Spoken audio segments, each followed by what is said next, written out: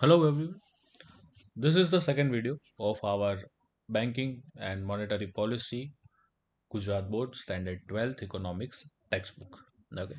Friends, this video is important for Standard 12th board students as well as for those students who are aspiring for becoming a civil servant by appearing in the civil service examination as well as from the viewpoint of banking and SSC CGL examinations, right?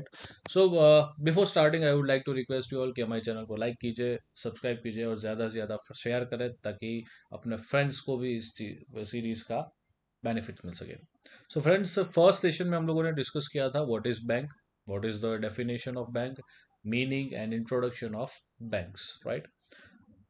From today, we are starting with the types of banks. There are two types majorly of banks in Indian market. First is commercial bank and second is central bank. In this video, we're gonna discuss about the commercial bank. So let's start. According to Banking Companies Act 1949, important है आपको definition याद रखनी पड़ेगी with the act. Banking Company Act 1949 क्या कहता है? Commercial bank is one which transacts the business of banking, that is accepting deposit from the people for the purpose of lending or investment, repayable on demand or otherwise, and withdrawable by check, draft, पे order और otherwise. Banking companies act कहता है कि bank एक ऐसा institution है जो banking related business से जुड़ा हुआ है।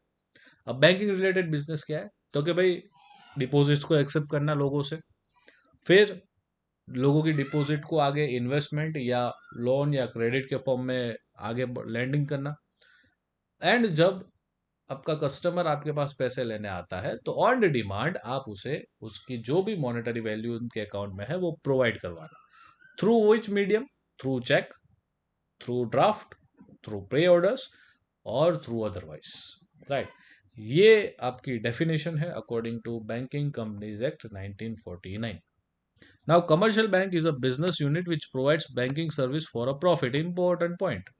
कमर्शियल बैंक किसके लिए काम करती है? प्रॉफिट के लिए। कोई भी पूछे तो आपको आना चाहिए, कमर्शियल बैंक सेवा के लिए काम नहीं करती। Commercial bank is working for a profit motive, right? People entrust their savings with banks which banks handle in the form of deposit. हम हमारे पैसे बैंक में रखते हैं, इसीलिए हमें हमारे बैंक के हमारे जो पैसे हैं उसकी चिंता नहीं रहती। अगर बैंक की सेफ्टी सिक्योरिटी नहीं होती तो हमें हमारे पैसों की चिंता रहती, right?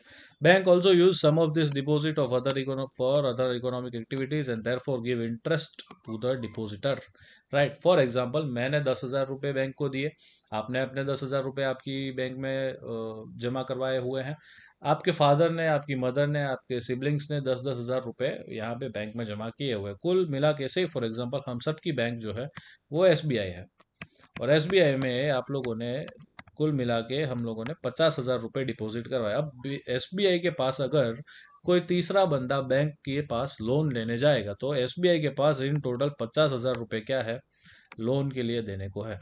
So S B I इसमें से सर्टेन अमाउंट, फॉर एग्जाम्पल 40,000 की अमाउंट जो है वो लोन के तौर पे देगी।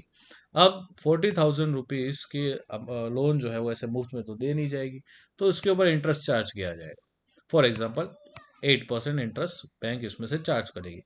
और बैंक, क्योंकि हम भी बैंक उस पर्टिकुलर बैंक में हमारे डिपॉजिट रखवा रहे हैं, हम हमारे मनी सेव करवा रहे हैं, तो ऐसा तो होगा नहीं कि हम मुफ्त में रखेंगे, तो बैंक हमें भी सर्टेन रिटर्न्स देगी। तो से फॉर एग्जांपल 4% रिटर्न्स वो हमारी डिपॉजिट के ऊपर देते हैं। डिफरेंस बचा कितना? डिफरेंस बचा 4% का। This 4% different is what is the profit of our bank. समझ में आया? This is how your banking sector works, right?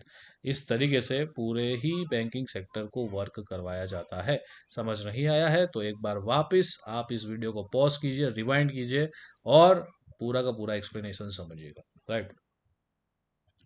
Banks में यूज डिपॉजिट फॉर इन्वेस्टमेंट। अब ऐसा नहीं है कि भाई खाली के खाली लैंडिंग ही मतलब लोन ही देंगे, बैंक अपने हिसाब से भी इन्वेस्टमेंट करेगी। कहाँ पे? तो कि भाई एग्रीकल्चर सेक्टर में, इंडस्ट्रियल सेक्टर में, कि जहाँ पे गवर्नमेंट सिक्योरिटीज को बाय करना रहता है, गवर्नमेंट सिक्योरिटीज को सेल करना रहता है, एंड अपने खुद के डेवलपमेंट के लिए बैंक जो है वो काम करती है।